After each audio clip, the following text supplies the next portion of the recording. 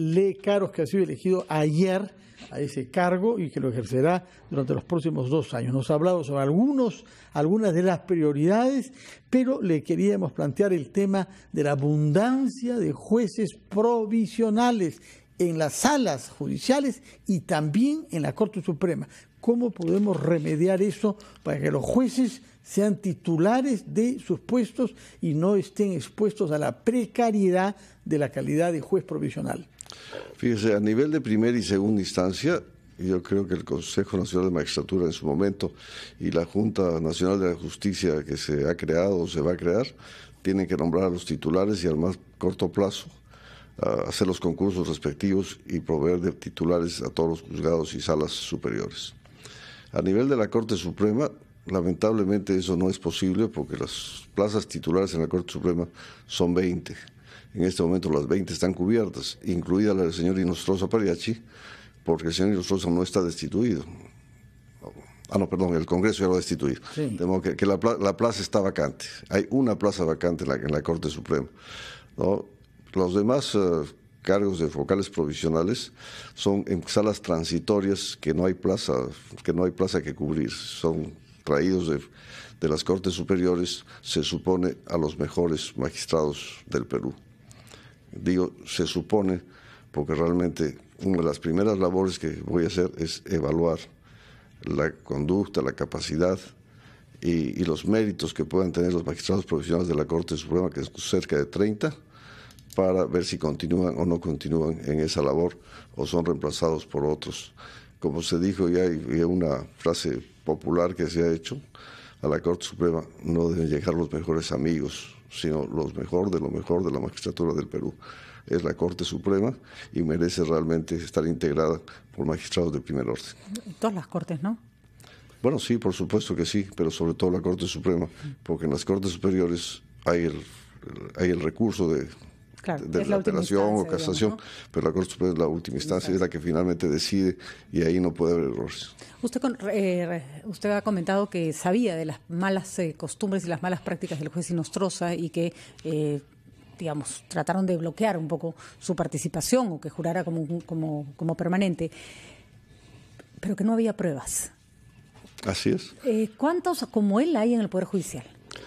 Bueno, en la Corte Suprema que yo tenga conocimiento, no existe ninguno que se sepa, por lo menos se sospeche que tiene prácticas de corrupción, ¿no? Pero digamos que en los niveles inferiores se sabe quiénes son.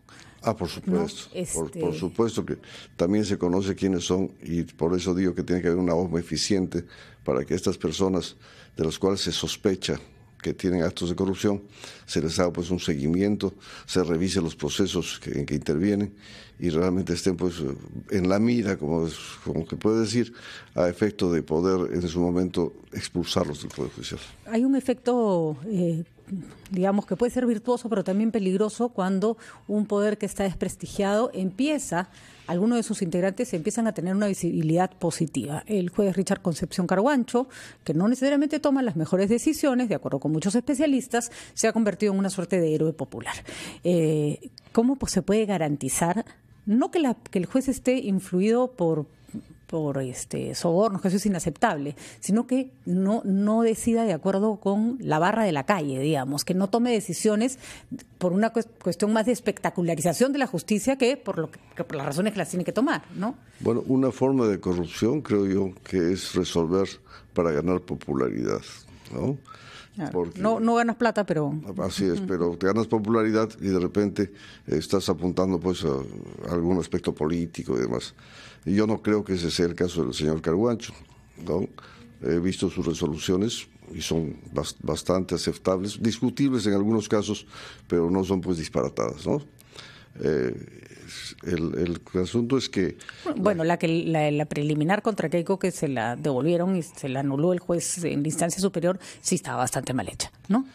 Bueno, mal hecha quizá en cuanto a la redacción, porque se dijo que se había copiado textos íntegros del pedido del fiscal y demás, pero eso no es vedado, porque si el fiscal hace una cita legal, por decir, que es correcta, el juez puede copiarla porque es correcta, ¿no? Habría que analizar a fondo esas resoluciones, no lo he hecho lamentablemente, las he leído superficialmente para ver si realmente el señor Carguancho actuó o no actuó mal. Bueno, y además está claro que el señor Carguancho está actuando de buena fe, para que no se les acuse de persecución política, para que no se tomen medidas que pueden ser excesivas, pudiéndose tomar otras que garantizan lo mismo, pero digamos sin atentar contra la libertad de las personas. Usted no puede interferir en las decisiones de otros jueces, ese no es su trabajo, aunque probablemente se lo van a reclamar. ¿Cómo se fortalece eso dentro de una institución? Bueno, defendiendo el trabajo de los jueces cuando haya que defenderlos, ¿no? Y aplicando las sanciones cuando haya que sancionar. ¿No? Yo creo que el señor Carguancho, un poco que ha tomado este camino, como usted dice, de detenciones para algunos excesivas, porque la fuga del expresidente Toledo ha creado una especie de trauma nacional. Y la de Nostroza también, ¿no? La del juez Nostroza. Quizás, pero creo yo que el señor Toledo es mucho más trascendente. Sí, de acuerdo. Y la ciudadanía, pues, al ver estas fugas de estos señores, está atenta a cualquier decisión de los jueces que pueda facilitar esta fuga. Entonces, entiendo que el señor Carguancho está imbuido de ese espíritu de evitar que fugue. ¿No hay excesos entonces en el Poder Judicial, como señalan muchos de los políticos que están siendo en este momento juzgados o por lo menos investigados? Fíjese, el derecho no es una ciencia exacta, ¿no? El derecho es una ciencia que tiene que interpretarse, la ley se interpreta y puede haber tantas interpretaciones como abogados hay. Muchos defenderán la posición de Carguancho, otros dirán que está resolviendo mal, pero como digo, simplemente hay que ver que las resoluciones de Carguancho se ajusten a la ley y que tengan un razonamiento lógico. Pero el doctor Prados Alarreal sí consideraba que la figura de la detención preventiva estaba siendo, y eso además, esa es una opinión consensual. Si uno ve la cantidad de gente que tenemos en prisión preventiva en nuestro país, y olvidémonos de los políticos, veamos la población penitenciaria total, sí es un recurso del que se ha echado mano, a veces con mucha facilidad y a veces con una discrecionalidad no muy comprensible, ¿no? Gente que con altísimos niveles de criminalidad que afronta sus juicios en la calle y otros que no son peligro para la sociedad y que están presos mientras afrontan sus juicios. ¿No hay una autocrítica ahí? Por supuesto que sí.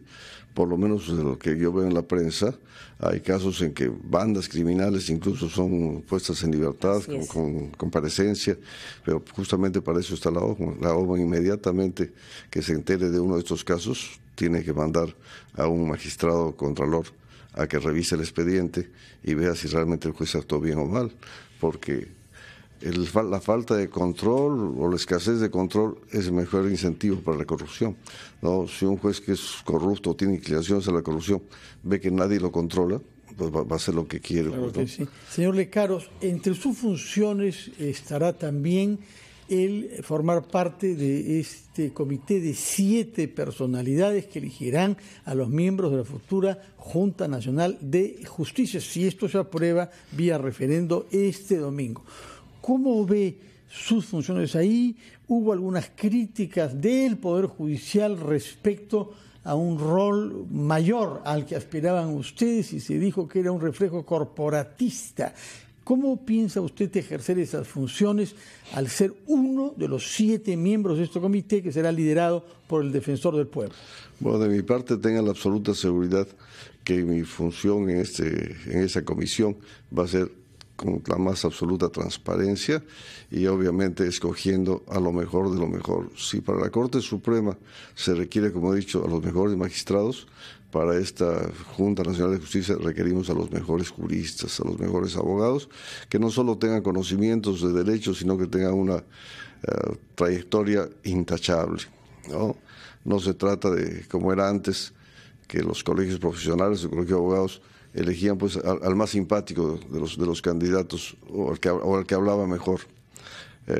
Hay gente que de repente no tiene buena facilidad de palabra, pero en su trayectoria de vida se puede ver que es una persona intachable y además que tiene los conocimientos suficientes para poder elegir jueces, que no es una tarea fácil, ¿no?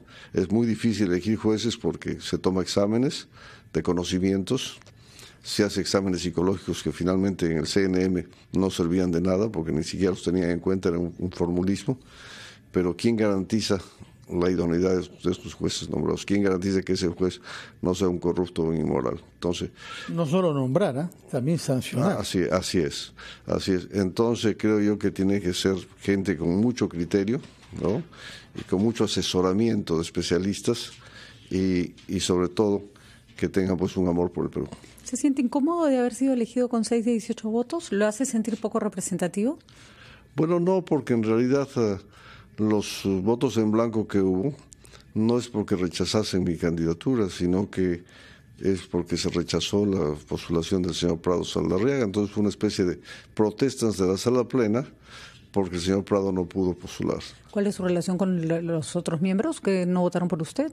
No, muy buena con todos. En la Corte Suprema hay un espíritu de compañerismo bastante centrado, no hay pugnas internas. Puede haber de repente pues discusiones, algunas de temas jurídicos en la sala plena, pero por lo demás todos los miembros de la sala plena, todos los miembros de la Corte Suprema titulares nos llevamos bien como compañeros de trabajo y no es verdad que la Corte Suprema esté dividida. Como digo, lo de ayer ha sido coyuntural. Ante el rechazo de la sala plena de la postulación del señor Prado, la forma de protestar de estos señores fue votar en blanco. Bueno, muchas gracias por su presencia.